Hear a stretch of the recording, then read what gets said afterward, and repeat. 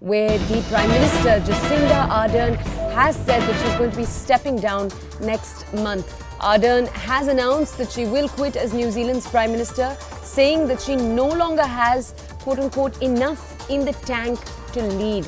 She choked up as she made that announcement. Remember, she's led the country through multiple crises, including, as you remember, the COVID crisis over the last few years. Now, she'll be stepping down from the as the Labour Party leader too, because she is also the Labour Party leader. No later than 7th Feb, there will be a vote in the coming days to determine her replacement. Now, New Zealand will be holding a general election on October 14th, so just a few months after that. Ardern said she had taken time to consider her future over the summer break. She'd hoped that she would find more in her to lead, but she'd found that she didn't have the energy after committing so many years. And these are, again, remember, particularly tough years for the entire world.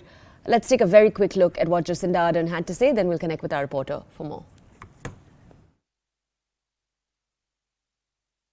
And so today I'm announcing that I will not be seeking re-election, and that my term as Prime Minister will conclude no later than the 7th of February. All right, my colleague Abhishek is on the phone. Let's go over to him to understand more. Abhishek, if I could just come to you. Ms. Ardern became the youngest female head of government in the world when she was elected back in 2017. She was 37.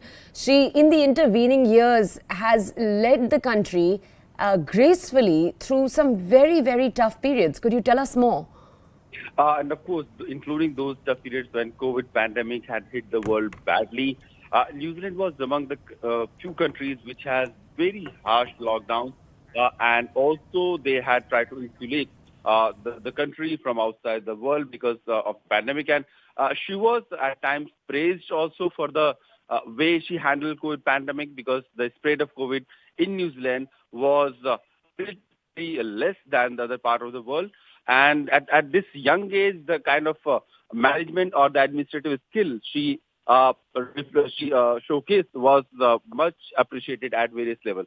Now, Jacinda Ardern has said that she does not want to be at the position where she cannot give much to the society or to the position. So she'll be break. She'll be going back to her family most likely. What will be her next action? What will be her next steps in life? This is something is not clear, but this is for sure that she is going to go back and give more time to her family. She's going to spend more time with her daughter.